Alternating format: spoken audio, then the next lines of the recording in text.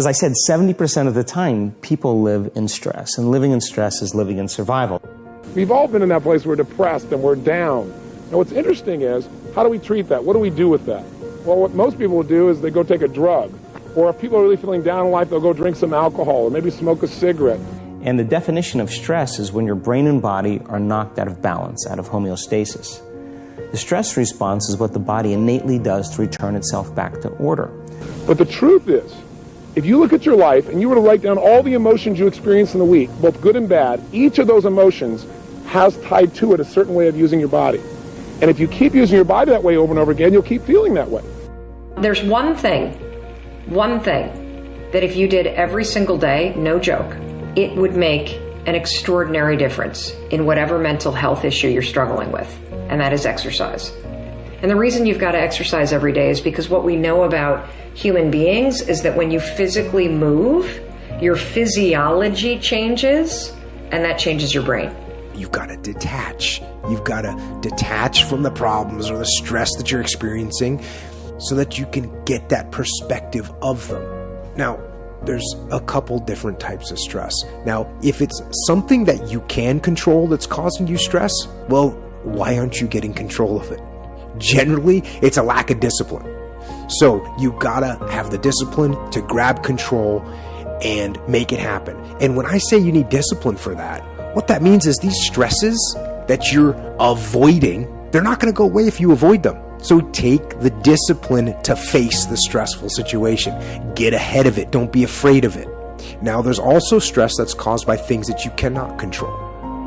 And if you remember talking earlier about artillery and how horrible that was, and what made it so horrible was that there's no control over it. So if you can't control something and you can't get control of it, you have to at least embrace what you can. And I'm not saying you're going to embrace artillery shelling, but I'll tell you what, there's only so much you can do, and you cannot completely eliminate it.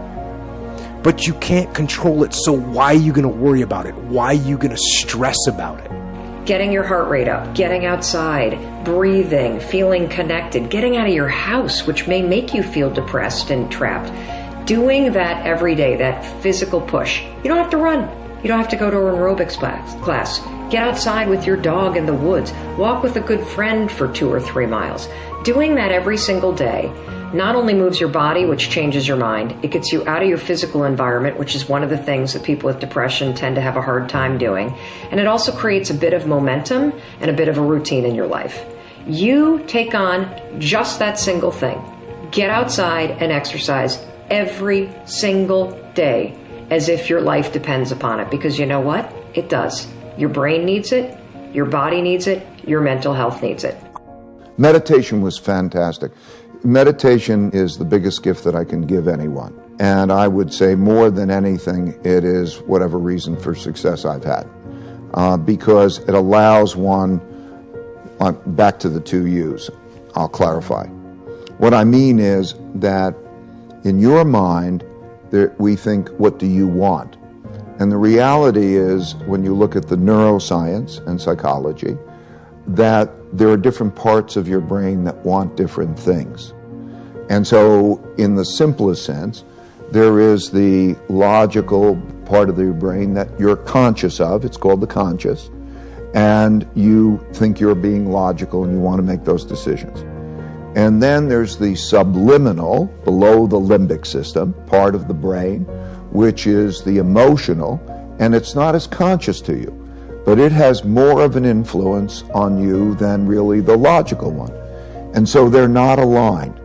And so when you're experiencing that pain, or let's say the ego, right, there were 2 main things. You got an ego barrier and a blind spot barrier.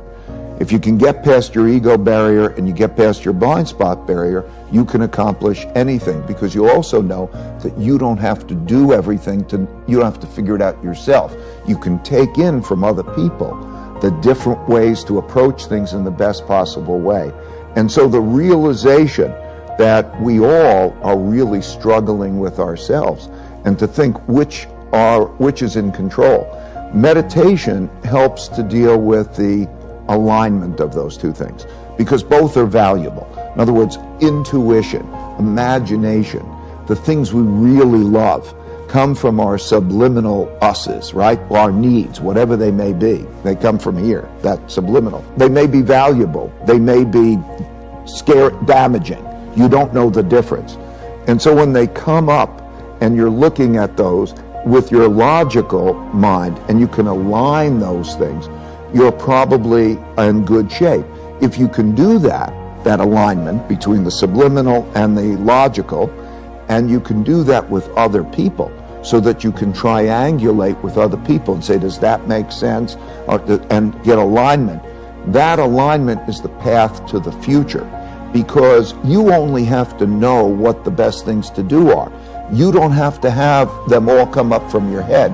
And for God's sakes, don't be overly opinionated, because just because you have that opinion, it doesn't mean it's true. So that's where the two U's and the alignment really is so important. As I said, 70% of the time, people live in stress, and living in stress is living in survival. And the definition of stress is when your brain and body are knocked out of balance, out of homeostasis. The stress response is what the body innately does to return itself back to order. When you turn on the stress response and you can't turn it off, now you're headed for disease, because no organism in nature can live in emergency mode for that extended period of time. It's a scientific fact that the hormones of stress downregulate genes and create disease, long-term effects. Human beings, because of the size of the neocortex, we can turn on the stress response just by thought alone. We can think about our problems and turn on those chemicals. That means then our thoughts could make us sick. So if it's possible that our thoughts could make us sick, is it possible then our thoughts could make us well? The answer is absolutely yes. So then, what are the emotions that are connected to survival? Let's name them. Anger, aggression, hostility, hatred, competition, fear, anxiety, worry, pain, suffering, guilt, shame, unworthiness, envy, jealousy. Those are all created by the hormones of stress. And psychology calls them normal human states of consciousness. I call those altered states of consciousness. So then we tend to remember those traumatic events more, because in survival, you better be ready if it happens again. And when the survival gene is switched on, you could have 10 really great things that happen to you in your day. And you just have one bad thing that happens, and you cannot take your attention off that unhappy thing, because the survival gene is switched on. Many years ago, after the DNA helix was discovered by Watson and Crick, they said the blueprints of life, all diseases are created from genes. Turns out less than 5%, more like 1% of people on the planet are born with a genetic condition like type 1 diabetes or Tay-Sachs disease or sickle cell anemia. The other 95 to 99% are created by lifestyle and by choices. You can take two identical twins, exact same genome. One dies at 51, the other one dies at 85. Same gene, different environment. So all of a sudden they said, we lied. That was wrong. It's not genes that create disease. It's the environment that signals the gene that creates disease. Well, okay. But that's not the whole truth, too, because you could have two people working side by side in the same factory. One gets cancer after being exposed to a carcinogenic for 25 years. Both working for 25 years, the other one has no cancer at all. So there must be some internal order that would cause one person to not get it while another one does. So is it possible then, if the environment signals the gene, and it does, and the end product of an experience in the environment is called an emotion, can you signal the gene ahead of the environment by embracing an elevated emotion? We've done the research on this. We've measured 7,500 different gene expressions in a group of people that came to an advanced event for 4 days. And we had them doing a seated meditation, a walking meditation, a laying down meditation, a standing meditation.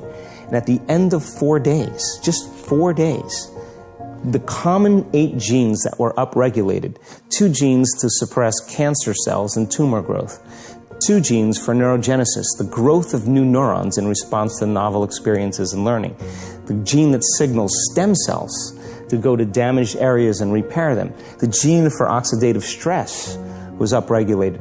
We started seeing all these genes that are very, very healthy to cause the body to flourish. Imagine if people were doing that for 3 months. We also measured telomeres, the little shoestrings on the end of DNA that tell us our biological age. We asked people to do the work, meditation, 5 out of 7 days for 60 days. Measure their telomeres that determine their biological age. 60 days later, 74% of the people lengthened their telomeres. 40% significant change. 20% a very remarkable change. That means that they got a little bit of their life back. If it had lengthened by 10%, they got 10% of their life back. Wherever I was thinking about something else. Anxiety comes because we allow awareness to drift away from the present moment and go into the future or into the past in an uncontrolled way. So the past and the future are not bad things as long as we indulge in them or we enter them with the aim to learn from them. But if we just allow awareness to travel into the past and into the future all the time, it creates anxiety. And we do that because we're afraid.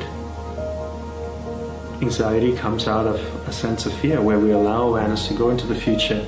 We create a situation that hasn't happened. We bring it back into the present and start living it as it has already happened.